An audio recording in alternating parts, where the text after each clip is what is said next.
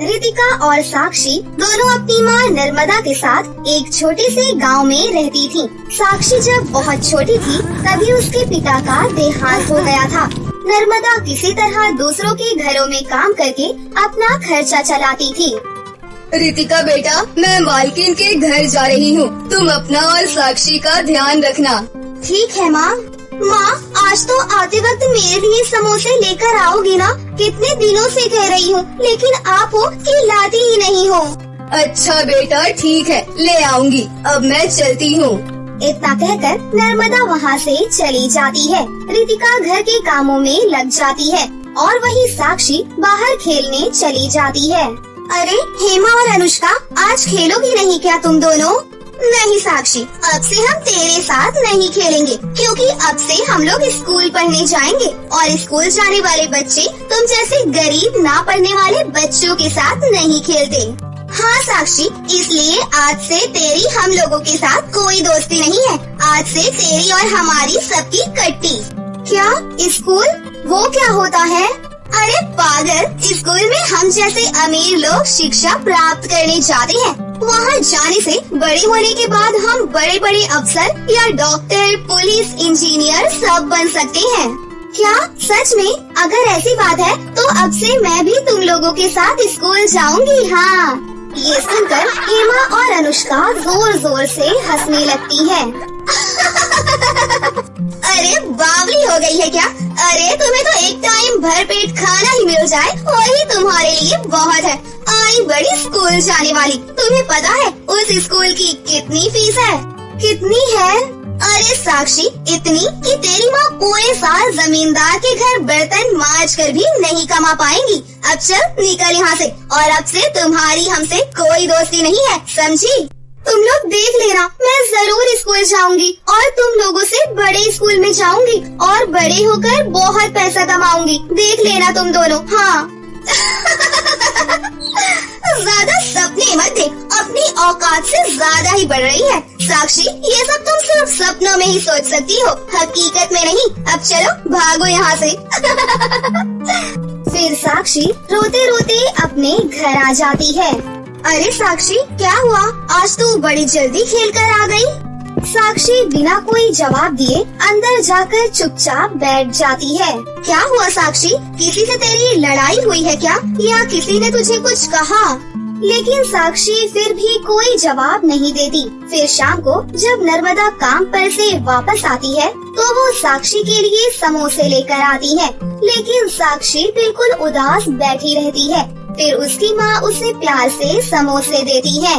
साक्षी बेटा, ये देख, तू कब से समोसा खाने की जिद कर रही थी ना? आज मैं तेरे लिए मालकिन से कुछ समोसे मांग कर लाई हूँ। माँ, मुझे कोई समोसा वमोसा नहीं खाना है। अरे रे, क्या हुआ मेरी बेटी को? दीदी ने डांटा है क्या? क्या हुआ बेटा? माँ, पता नहीं इसे क्या हुआ है। जब से शाम को बाहर से खेल कर आई है तब से ही इसका मुंह बना हुआ है। मुझे तो कोई जवाब ही नहीं दे रही है। अब आप ही इससे पूछ कर देखो, शायद ये आपको कुछ बता दे।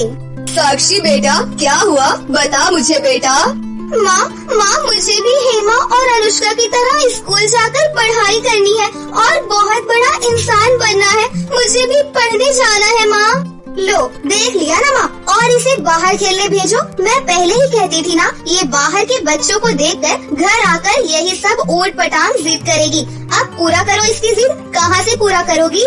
साक्षी बेटा, तुझे तो पता है ना, हम कितनी मुश्किल से एक वक्त का खाने का पैसा जुटा पाते हैं। अब ऐसी हालत में हम तुम्हें पढ़ने कैसे भेज सकते हैं? वहाँ तो पढ़ने के बहुत ज्यादा पैसे लगते हैं ना। ये तो बहुत गलत बात है ना माँ। शिक्षा सिर्फ अमीर के बच्चों के लिए ही नहीं है। शिक्षा प्राप्त करने का हक सभी को बराबर होना चाहिए और जिसमें काबिलियत हो नौकरी उसी को मिलनी चाहिए। लेकिन जब हमें शिक्षा ही नहीं मिलेगी तो हमें नौकरी कहाँ से मिलेगी? फिर तो सारा जीवन हमारा ऐसे ही गरीबी में गुजरेगा। हाँ बेटी, हम गरीबों की किस्मत पहले से ही लिख दी जाती है। हम गरीबों की किस्मत में गरीबी और भुखमरी के सिवा कुछ नहीं लिखा होता। अब ये सब छोड़ और चल कर खाना खाते हैं। फिर सभी लोग एक साथ मिलकर खाना खाने बैठते हैं। माँ, ये कैसा खाना है? सूखी रोटी? भला सूखी रोटी कौन खाता है माँ? माँ, इसकी जुबान कुछ ज्यादा ही चलने लगी है। बैठे बैठे खाने को मिल रहा है ना, तभी चर्बी बढ़ते जा रही है। सुन साक्षी, अब तू कल से किसी के घर नहीं जाएगी, सिर्फ घर में ही रहेगी। और तू कल से मेरे साथ जंगल में लकड़ियाँ चुनने चलेगी, तभी तुझे पता चलेगा कि गरीबी में पैसे कैसे कमाते हैं। अब चुपचाप से ये रोटी खा ले, वरना ये भी नहीं मिलेगी। नहीं मिलेगी तो नहीं सही, मैं भी गरीबों की तरह ये सूखी रोटी नहीं खाऊंगी। अब कल से मैं भी मेहनत करूंगी और पेट भर अपने मनपसंद का खाना खाऊंगी। उसके बाद साक्षी अपनी थाली की रोटी उठाकर बाहर कुत्ते को खिला देती है। फिर अगले दिन साक्षी अपनी दीदी के साथ जंगल में लकड़ियाँ चुनने जाती है और पूरे दिन जंगल से लकड़ियाँ चुनकर उसे बाजार में बेच देती है। देख लिया ना साक्षी, कितनी मेहनत से ये पैसे आते हैं। साक्षी, हम तेरे दुश्मन नहीं हैं, हम भी चाहते हैं कि तुझे एक बहुत अच्छी जिंदगी मिले। लेकिन साक्षी, हम गरीब हैं, हम तेरे लिए चाहकर भी कुछ नहीं कर सकते। लेकिन आज तुमने ये जो पैसे कमाए हैं, इससे मैं तुम्हारे लिए बहुत ही बढ़िया सा खाना जरूर बना सकती हूँ। पैसे लेकर वो लोग बाजार की तरफ जा ही रहे थे कि तभी वहाँ पर एक बूढ़ी औरत आती है। बेटा बेटा, मुझे बहुत भूख लगी है, मैंने 2 दिनों से कुछ नहीं खाया बेटा, मुझे कुछ पैसे दे दो बेटा। तभी साक्षी अपनी कमाई का सारा पैसा उस बुढ़िया को दे देती है। अरे साक्षी, तुमने सारे पैसे उन बूढ़ी अम्मा को क्यों दे दिए? तुम्हें पता है ना कि उन पैसों की हमें कितनी ज्यादा जरूरत थी, इसलिए आज फिर से तुम्हें सूखी रोटी ही खानी पड़ेगी। कोई बात नहीं दीदी, अब मैं सूखी रोटी खा लूंगी। अगले दिन साक्षी जब रितिका के साथ जंगल में लकड़ियाँ चुनने जाती है तो देखती है कि एक प्यारा सा खरगोश जख्मी हालत में वहाँ पर पड़ा होता है। दीदी, ये खरगोश तो काफी ज्यादा जख्मी है, हमें इसकी मदद करनी चाहिए। उसके बाद दोनों बहन मिलकर उस खरगोश के घाव पर पट्टी करती हैं और जंगल से कुछ जड़ी बूटी तोड़कर उस खरगोश के जख्मों पर लगाती हैं। और कुछ देर के बाद जब उस खरगोश को होश आता है तो उसे हरे हरे घास खाने को देती है। तभी अचानक से वो खरगोश एक परी में बदल जाता है। ये देखकर दोनों बहनें हैरान हो जाती हैं।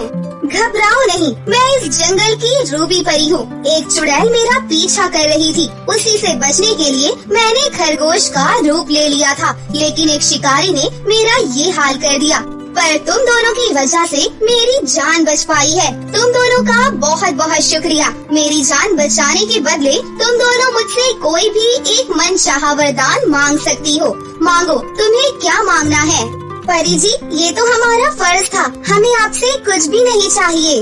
रितिका, तुम मांगो, शायद तुम्हें किसी चीज की जरूरत हो। परी जी, वैसे तो हम अपनी गरीबी में बहुत खुश हैं, लेकिन मेरी बहन गरीबी में नहीं जीना चाहती, वो पढ़ना चाहती है परी जी, और पढ़ लिख कर वो कुछ बड़ा करना चाहती है। लेकिन हमारे गांव के स्कूल में सिर्फ और सिर्फ अमीरों के ही बच्चे पढ़ते हैं, गरीबों के बच्चों को पढ़ने का कोई अधिकार नहीं है। मैं बस इतना चाहती हूँ कि आप कुछ ऐसा करें जिससे हमारे गांव में एक ऐसा स्कूल हो जाए जहाँ गरीबों के बच्चे भी अच्छी शिक्षा प्राप्त कर सके और उस स्कूल से पढ़कर अपने भविष्य को उज्जवल बना सके। रितिका, ये तो तुमने बहुत ही अच्छी चीज मांगी है। ये लो रितिका, ये एक जादुई छोटा सा स्कूल है और ये सिर्फ गरीबों का स्कूल नहीं बल्कि अमीरों के स्कूल से 100 गुना अच्छा परियों का सोने और चांदी का स्कूल है। इसका हर एक कमरा सोने और चांदी से बना हुआ है। तुम इस स्कूल को ले जाकर किसी खुले जमीन पर रख देना, फिर ये अपने आप बड़ा हो जाएगा और इस स्कूल में सभी गरीब के बच्चे फ्री में पढ़ेंगे और इस स्कूल के बच्चों को खुद मैं पढ़ाने आऊंगी। मैं उन्हें अच्छी शिक्षा देकर उनको गरीबी से बाहर निकालूंगी। क्या सच में? आपका बहुत बहुत शुक्रिया परी जी। परी से स्कूल मिलने के बाद दोनों बहनें परी का दिया हुआ छोटा सा सोने और चांदी का स्कूल लेकर अपने गांव वापस आती हैं और उस जादुई स्कूल को एक खुले मैदान में रख देती हैं। देखते ही देखते वो जादुई सोने चांदी का स्कूल बहुत ज्यादा बड़ा हो जाता है और फिर गांव के सारे गरीब बच्चे उस स्कूल में पढ़ने आने लगते हैं। इतना ही नहीं, रूबी परी पढ़ाने के साथ साथ गांव के गरीब बच्चों की आर्थिक मदद भी किया करती है। ये लो अवनी, ये सोने के सिक्के हैं। तुम्हारी माँ बहुत बीमार है ना, ये उनके इलाज के लिए हैं। आपका बहुत बहुत शुक्रिया परी मैम। ऐसे ही रूबी परी पढ़ाने के साथ साथ हर किसी की मदद भी किया करती है। जब ये बात हेमा और अनुष्का को पता चलती है तो वो दोनों भी परी के सोने चांदी के स्कूल में आती हैं। अरे अनुष्का, ये स्कूल तो बहुत ही ज्यादा सुंदर है और यहाँ देखो जगह जगह सोना और चांदी है। हाँ यार, अगर ये इतना सारा सोना हमारे पास आ जाए फिर तो हम इस गांव के क्या देश के सबसे अमीर इंसान बन जाएंगे। हेमा और अनुष्का ऐसे बात कर ही रही थी कि तभी रूबी परी वहाँ पर आ जाती है। क्या बात है बच्चों, तुम दोनों यहाँ पर क्या कर रही हो? क्या बताऊँ परी जी, हम लोग बहुत गरीब हैं। हमारे इस दुनिया में कोई भी नहीं है। हमारे पास रहने के लिए घर भी नहीं है परी जी। हमें आप अपने सोने और चांदी के स्कूल से कुछ सोना दे दीजिए जिससे हम अपना गुजारा कर सकें। हाँ परी जी, हेमा बिल्कुल ठीक कह रही है। आप प्लीज हमारी मदद करिए। ठीक है बच्चों, ये लो, ये कुछ सोने के सिक्के हैं। हेमा और अनुष्का जैसे ही सोना लेकर अपने घर आती हैं, तो देखती हैं कि जहाँ पर उसका घर था अब वहाँ पर कोई घर नहीं था और उसके माता पिता पूरी तरह से कंगाल हो चुके थे। उनका सब कुछ अब खत्म हो चुका था। ये देखकर दोनों को अपनी गलती का एहसास होता है और फिर दोनों जल्दी से रूबी परी मैडम के पास जाती हैं। हमें माफ कर दीजिए परी मैडम, हम लालच में अंधे हो चुके थे। हमने आपसे झूठ कहा था, लेकिन अब हमें अपनी गलती का एहसास हो चुका है। हमें प्लीज माफ कर दीजिए। हम समझ चुके हैं आप सिर्फ जरूरतमंद लोगों की ही मदद करती है। हमें कुछ भी नहीं चाहिए मैडम, हमें प्लीज माफ कर दीजिए। हमें फिर से पहले की तरह कर दीजिए। उसके बाद रूबी परी दोनों को माफ कर देती है और फिर गांव के सभी बच्चे परियों के उस सोने चांदी के स्कूल में हंसी खुशी से पढ़ने लगते हैं।